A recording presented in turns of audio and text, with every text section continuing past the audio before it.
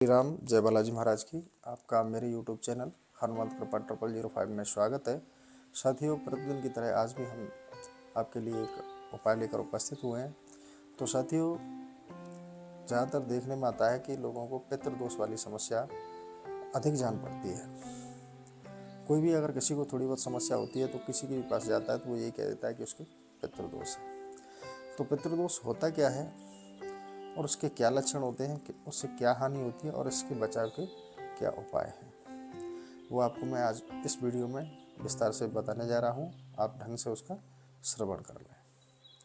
तो साथियों, वीडियो में आगे बढ़ने से पहले मैं आपसे एक निवेदन करना चाहूँगा कि आप अगर हमारे चैनल पर नए हैं तो चैनल को अभी सब्सक्राइब कर लें, बेल आइकन को प्रेस कर लें, जिससे आपको हमारे वीडियो का नोटिफिकेशन सबसे पहले प्राप्त हो।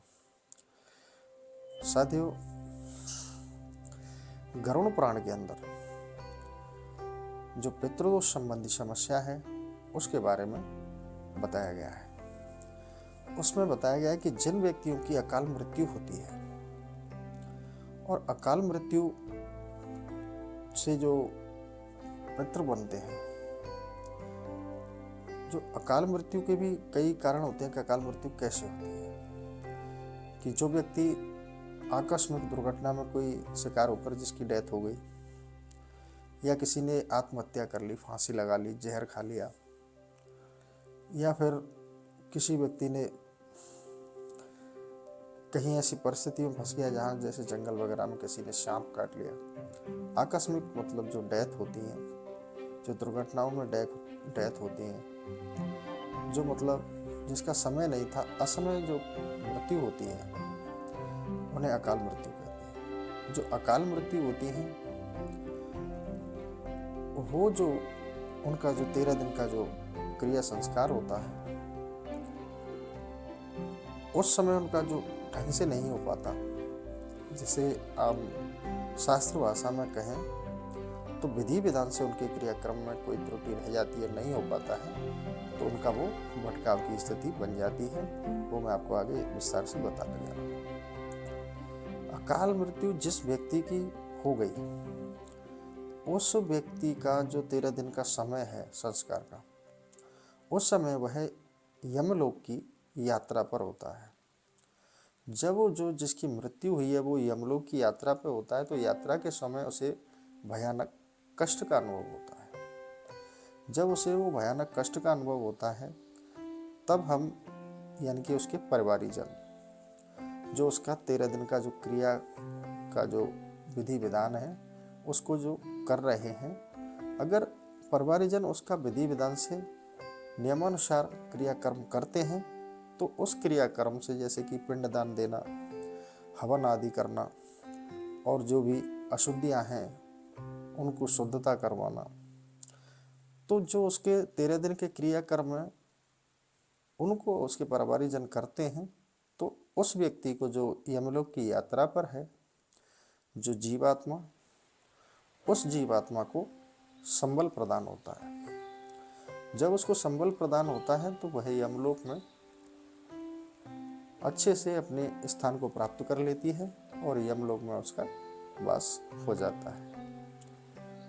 अगर उनका कहीं जो उसके परिवारजन हैं उसका विधि विधान से क्रियाकर्म नहीं कर पाते और उसमें कहीं कोई त्रुटि रह जाती है और यमलोक की यात्रा के समय जब जीवात्मा थी उसको वो संबल प्रदान नहीं हो पाता है, तो वो यमलोक नहीं पहुंच पाती और वह बीच में ही भटक जाती है।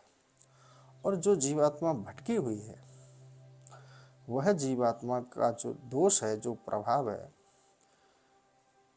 उसके परिवारीजनों पर पड़ता है, क्योंकि उसको स्थिति प्राप्त नहीं होती, वह बीच में ही अटक जाती है। तो ये जो पितृदोष होता है, यह अपने ही परिवारजनों को बहुत ही कष्टदायक होता है, क्योंकि यह दोष होता है। इस दोष से साथियों जो हानि होती है वो ये होता है कि जिस परिवार में पितृदोष की स्थिति है, पितृदोष युक्त है, या जिसकी कुंडली में पितृदोष है, उन व्यक्तियों के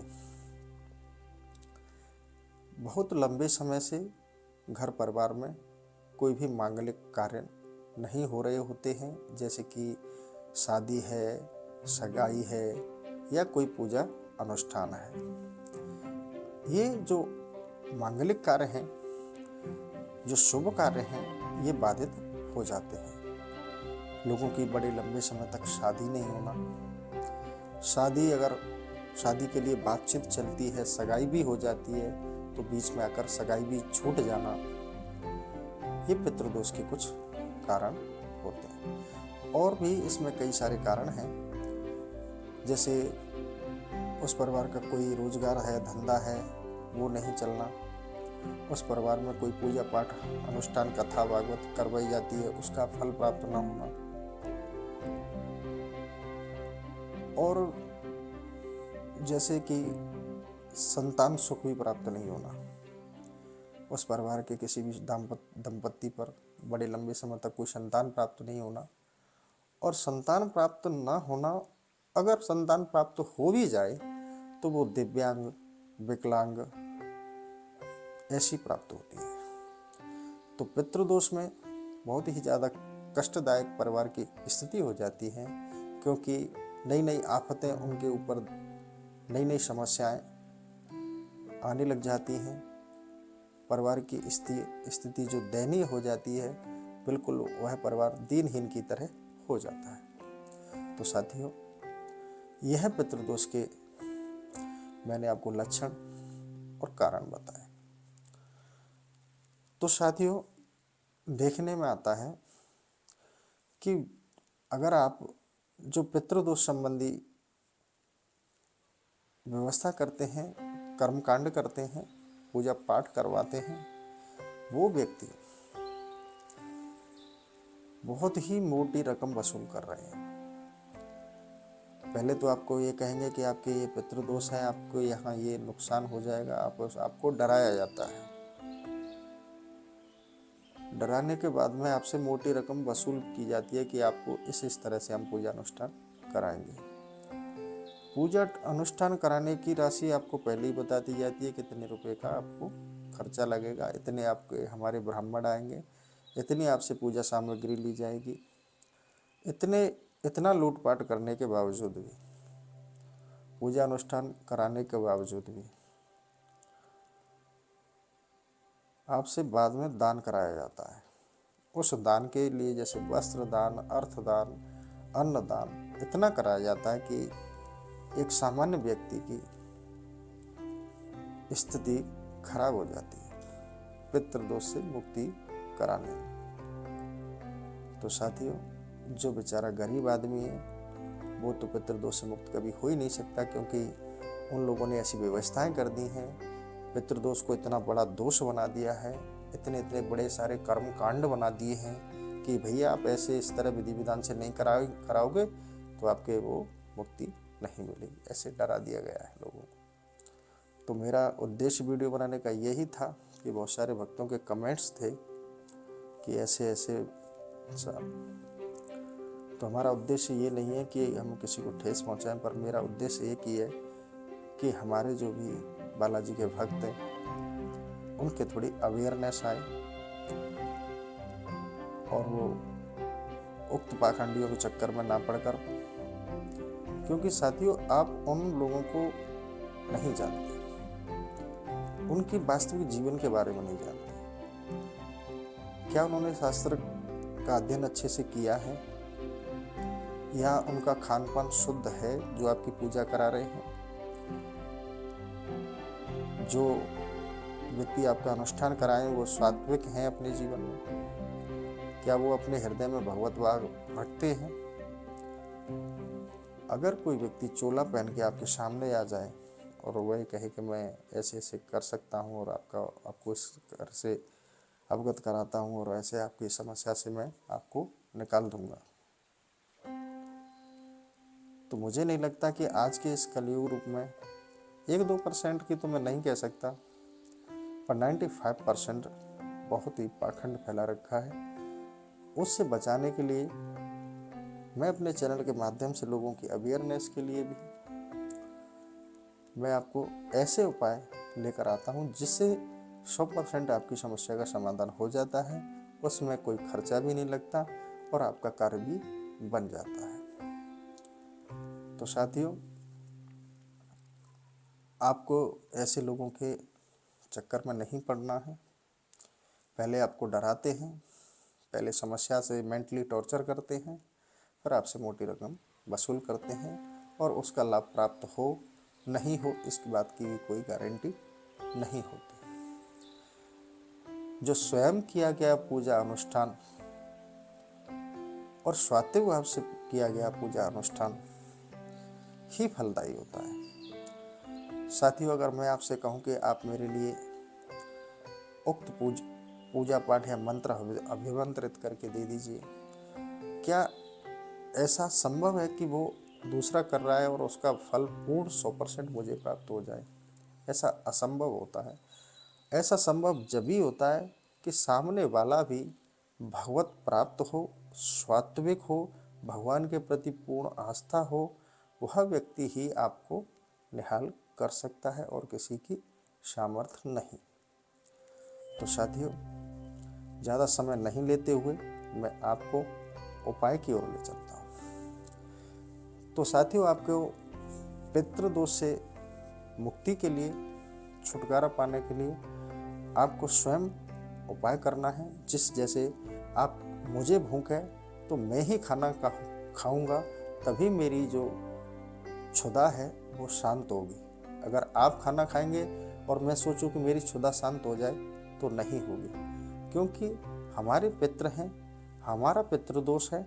हम स्वयं पूजा अनुष्ठान करेंगे तभी तो हम दोष मुक्त होंगे। अगर हम दूसरों पे कराएंगे और पता नहीं वो सात्विक हैं कि नहीं है, उन्होंने शास्त्र अध्ययन किया है कि नहीं किया है, उनकी भगवत भाव की रुचि है कि नहीं, तो साथियों, मैं सभी को करबद्ध निवेदन करता हूँ, जिन्होंने धंधे की दुकानें खोल रखी हैं उनसे बचें और अपने पितरों की पूजा जो आप पहले ढंग से नहीं कर पाए हैं अब कर लें। अब मैं आपको उपाय की ओर ले चलता हूँ, उसको आप ध्यान से सुनें, क्योंकि पितृ भी हमारे हैं और पूजा भी हमें ही करनी है। ये आप अपने मस्तिष्क में, अपने हृदय में बैठा लीजिए। तो साथियों, उनकी मुक्ति के लिए आप ये उपाय करें, निश्चित ही आपके पितृ शांत होंगे और आपकी सारी व्यवस्थाएं ठीक हो जाएंगी। यह मैं अपने अनुभव से, अपने हृदय से आपको सच्ची बात कहता हूँ। तो साथियों, अब मैं आपको उपाय की ओर ले चलता हूँ। यह उपाय आप किसी भी महीने की अमावस्या को कर सकते हैं।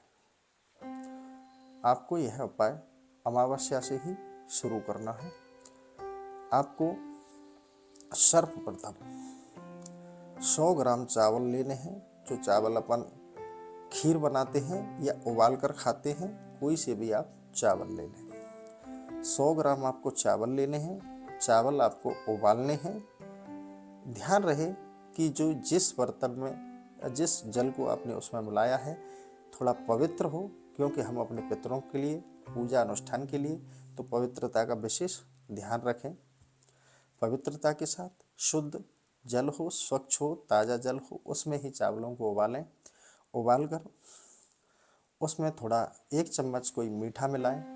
मीठे में आप शक्कर, चीनी, बूरा जो भी आपके पास है आप वो आराम से उसमें मिला लें और 1 चम्मच उसमें गाय का घी मिला लें। उस तीनों चीज़ों का ढंग से मिश्रण कर एक पत्तल पर रख कर, आप पत्तल ले सकते हैं। अगर पत्तल आपके पास उपलब्ध नहीं है तो आप घर में कोई स्टील का प्लेट है, प्लेट ले सकते हैं। प्लेट लें और उसको उसमें, प्लेट में या पत्तल में रख कर, और आपकी जो मकान की छत है उस छत पर खुले में रख दें, जहाँ पक्षियों को उन चावल को चुगने में सुगमता हो, उनको कोई दिक्कत ना आए। और जहाँ पर, जिस स्थान पर आपने चावल की प्लेट रखी है या पत्तल रखी है, उसके साइड में ही आप एक शुद्ध जल की कटोरी या कोई ऐसा चौड़े मुख वाला बर्तन, कटोरा वगैरह में जल भर कर रख दें कि पक्षी उसमें जलपान कर सके। फिर उसके बाद आपको शाम के समय, ये तो आपको करना है दोपहर में, जैसे आप सुबह भी कर सकते हैं 9 बजे के बाद में कभी भी करें। 9 बजे से लेकर ये आप दोपहर तक 12 बजे से पहले पहले कभी भी आप इसको कर लें। शाम को आपको एक उपाय इसी से जुड़ा आगे करना है, क्योंकि ये उपाय अभी पूरा नहीं हुआ है। तो साथियों, आपने वो थोड़ा मेरा रिपीट करना रह गया था कि उसमें आपने चावल उबाल कर उसमें चीनी, शक्कर, मीठा कुछ मिलाकर आधा चम्मच 1 चम्मच गाय का घी उसमें मिलाकर मिश्रण बनाकर पत्तल में रखकर आपको खुले में छत पर रखना है, जिससे उसे पक्षी आराम से चुग सके। और थोड़ा सा किसी पात्र में जल भरकर भी रखना है कि उनको जल पीने में कोई समस्या ना हो। दूसरा साथियों, अब आपको शाम के समय 6:15 बजे, 6:15 से लेकर 7:30 बजे तक, इस बीच में आपको एक मिट्टी का दीपक लेना है। उस दीपक में एक लंबी बत्ती बनानी है और गाय का घी का दीपक बना लेना है। उस दीपक को आपको जहां आपके झूठे बर्तन आप साफ करते हैं, जैसे आपका किचन का वॉश बेसिन है, आप वहां रख दें, या आप जमीन पर कहीं बर्तन साफ करते हैं, जूठन बर्तन साफ करते हैं, उस स्थान पर जो आपके दीपक की ज्योति का मुख है वो दक्षिण दिशा की ओर हो, दीपक को इस तरह रखें, ज्योति का मुख ध्यान रहे दक्षिण दिशा की ओर रखें, इस तरह से। अगर आप किचन में दीपक को रख रहे हैं तो ये विशेष ध्यान रखें, आपका किचन है और किचन में क्योंकि गैस सिलेंडर भी होता है और दीपक शायद कहीं गैस उसको पकड़ नहीं ले, तो उसको ऐसे सेफ्टी को, सुरक्षा को देखते हुए उसको वहाँ रखें। अगर आप अंदर दीपक रख रहे हैं शाम के समय, तो आप उसमें गैस का रेगुलेटर है वो बंद कर दें जब आप दीपक रखें। अगर आप जमीन पे कहीं रखते हैं जहां आपके बर्तन साफ होते हैं, तो आप जमीन पे तो कोई दिक्कत नहीं होती, वहां आप रख सकते हैं।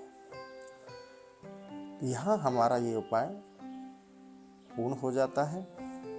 इस तरीके से आप अमावस्या से लेकर 13 दिन तक लगातार आपको यह उपाय करना है। पहले सुबह में आपको चावल उबाल कर चावल की प्लेट छत पर रखनी है और जल रखना है। शाम को आपको 6:15 के बाद आपको उक्त दीपक, जहां आपके बर्तन घर के साफ होते हैं, उस स्थान पर एक गाय के घी का दीपक जलाना है, जिसकी ज्योति दक्षिण दिशा की तरफ मुंह करती हुई होनी चाहिए। तो साथियों, इस उपाय को आप नियमित अमावस्या से शुरू कर 13 दिन की काउंटिंग कर लें, किस दिन आपके 13 दिन होते हैं, 13वें दिन इसको समाप्त कर दें। निश्चित ही आपके जो पितृ हैं, जो रुष्ट हैं और जिनको गति नहीं मिली है, वो शांत होंगे और उनको गति प्राप्त होगी। आप इस उपाय को करें। अगर आपके जो कार्य हैं, इसको करने से सारे कार्य आपके बनते जाएंगे और कोई भी आपको अन्यत्र कहीं पूजा अनुष्ठान कराने की आवश्यकता नहीं है। फिर भी आपको कोई अन्यत्र 13 दिन बाद ऐसा लगता है कि पितृ की समस्या हमें है अभी, तो आप अन्य छोटे छोटे उपाय हैं वो मैं आपको बताने जा रहा हूँ। अगर साथियों किसी के परिवार में पितृ दोष से ही ज़्यादा वो त्रसित हो गया है, तो उसके परिवारी जन हैं, इस उपाय की जो आप 13 दिन का उपाय कर रहे थे, इस उपाय के दौरान आप जो उपाय को कर रहा है व्यक्ति, वह व्यक्ति शाम को 5 माला रुद्राक्ष की माला लेकर 5 माला, उसको एक मंत्र है वो आप नोट कर लें, नहीं तो मैं आपको वीडियो के डिस्क्रिप्शन में उसको एडिट कर दूंगा, आप वहाँ से नोट कर लेना। तो मंत्र है साथियों, ओम श्री सर्व पितृ देवताभ्यो नमो नमः। इस तरह आप इस मंत्र को 5 माला नियमित 13 दिन तक जपें, निश्चित ही आपके पितृ शांत होंगे। मंत्र में दोबारा रिपीट कर देता हूं, पुनः सुने। ओम श्री सर्व पितृ देवताभ्यो नमो नमः। इस मंत्र का 5 माला प्रतिदिन 13 दिन तक जाप करें, आपका पितृदोष निश्चित समाप्त हो जाएगा। दूसरा, हाँ साथियों, एक समस्या और महती रहती है पितृदोष के अंदर, जो हम सामान्य घरों में गलती करते हैं। मुझे ध्यान आया कि इसको बताया जाए कि जो भी हमारे बुजुर्ग हैं, पितृ हैं, या जिनकी मृत्यु अकाल मृत्यु हुई है, हम उनका जो फोटो होता है, फ्रेम फोटो बनवाते हैं और उस फ्रेम फोटो को दीवार पर ऐसी जगह पे लगाते हैं जिसका सर्वाधिक दोष होता है। उस तस्वीर को, उस फोटो को लगाने का सही दिशा उन लोगों को पता नहीं होता, इस बात का भी दोष लगता है। तो उस फ्रेम फोटो को जो अकाल मृत्यु में और आपका पितृ है, उसका फोटो आपको, या तस्वीर है, उसका फ्रेम है, उसको आप उत्तर दिशा वाली दीवार पर, जो आपकी उत्तर दिशा में जो वाल है, दीवार है, उस वाल पर उसको लगाएं और उस जो फोटो है उसका जो मुख है वो दक्षिण दिशा की ओर देखता हुआ होना चाहिए। अगर आपके घर में कहीं भी आपके पितृ की ऐसी कोई फोटो है, तस्वीर है जो घर में लगी हुई है, आज ही उसको आप चेंज कर दें, अन्यत्र दिशा में नहीं लगाएं। उसका मुख उत्तर की ओर नहीं होना चाहिए, पूर्व की ओर नहीं होना चाहिए और पश्चिम की ओर नहीं होना चाहिए। उसका तस्वीर का मुख है वो हमेशा पितरों की, जिनकी मृत्यु हो चुकी है, जो हमारे पितृ हैं, उनका जो मुख है वो दक्षिण दिशा की ओर होना चाहिए। तो इससे एक गलती को आप सभी से मेरा करबद्ध निवेदन है कि आज ही इसमें सुधार करें, इसको आप जरूर करें। दूसरा, आप जल के अंदर, जैसे आप सुबह स्नान कर लेते हैं, मैं छोटे छोटे आपको टिप्स बता रहा हूँ, नहीं उपाय तो जो हमने बताया है आपको 13 दिन लगातार करना है। जो गाय के घी का दीपक जलाना है, चावल वाला करना है, और एक मंत्र जो बताया है 5 माला प्रतिदिन का, वो मंत्र जाप करना है। आपके पितृ शांत हो जाएंगे। इसके अलावा आपको कुछ कराने की जरूरत नहीं है। लेकिन मैं 3-4 आपको और टिप्स बता रहा हूँ, अगर आपका भाव बनता है तो आप इनको कर लीजिएगा। तो जैसे आप सुबह स्नान करते हैं, तो स्नान करने के बाद में जो अमावस्या से लेकर जो आप 13 दिन का वो चल रहा है आपका उपाय का समय, उस समय आपको, जैसे यहाँ पर सूर्य नारायण को अर्घ देते हैं, ऐसे ही आपको जल के लोटे में काले तिल डालकर दक्षिण दिशा को अर्घ देना है। जैसे हम, जब हमारा पूर्व में सुबह सूर्य नारायण जी उदय होते हैं, हम उधर मुख करके जल देते हैं, ऐसे ही अपने पितृ दोष की शांति के लिए दक्षिण दिशा की ओर मुख करके आपको जल के लोटे में काले तिल डालकर अर्घ देना है। दक्षिण दिशा की ओर आपका मुख होना चाहिए और दक्षिण दिशा को ही अर्घ देना है। और एक उसी अमावस्या को छोटा सा उपाय और करें, पितृ शांति के लिए है कि आप थोड़ी सी आधी कटोरी गाय के दूध में खीर बनावें।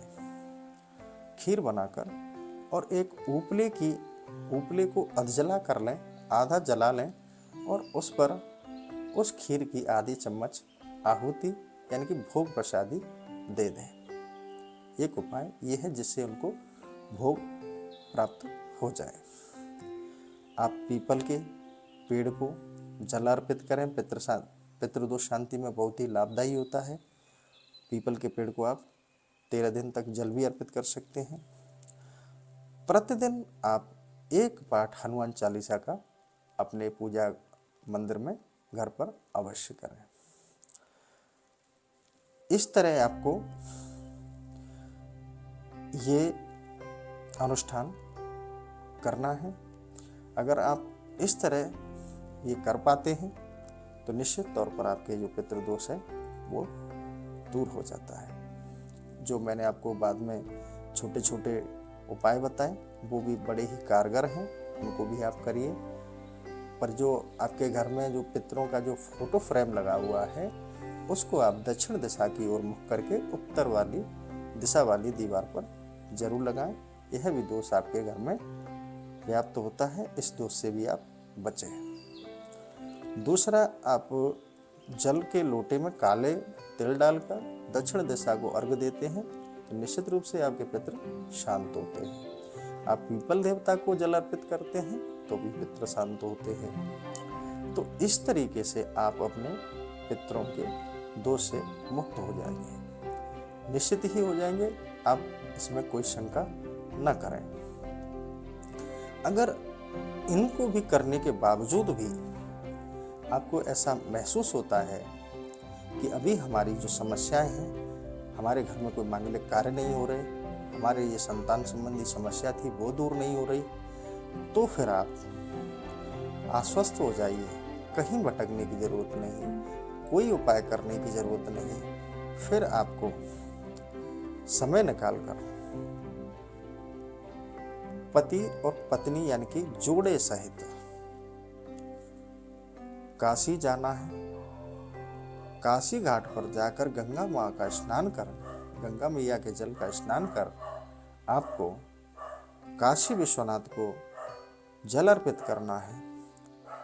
काशी विश्वनाथ जी को जल अर्पित कर शंकर भगवान को जल अर्पित करने के बाद में आप पिंडदान करें। निश्चित ही सारे आपके जो पितृ हैं, जितने भी आपके 7 पीढ़ियों के पितृ तर जाएंगे। आप काशी में जाकर गंगा स्नान कर भगवान शंकर को जल अर्पित कर दें और वहां जाकर अपनी सामर्थ्य अनुसार पिंड दान कर दें। आपको 7 पीढ़ियों के पितरों का दोष समाप्त हो जाएगा, ऐसा शास्त्र आदेश करता है। तो साथियों, कहीं भटकने की जरूरत नहीं, कहीं किसी से कोई उपाय पूछने की जरूरत नहीं और ना ही किसी से कोई पूजा अनुष्ठान कराने की जरूरत आपको नहीं है। आप इस तरह से अपने पितरों के दोष से दूर हो सकते हैं, छुटकारा पा सकते हैं, मुक्त हो सकते हैं। तो साथियों, आपसे करबद्ध निवेदन करता हूं कि आप अपने पितरों की शांति के लिए,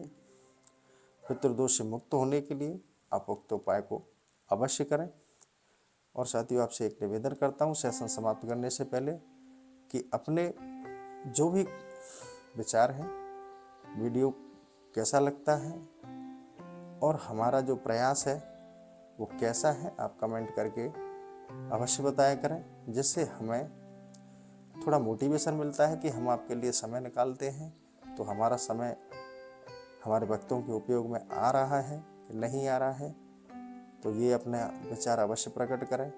इसी के साथ मैं अपना ये सेशन यहीं समाप्त करता हूँ और आशा करता हूँ कि आपको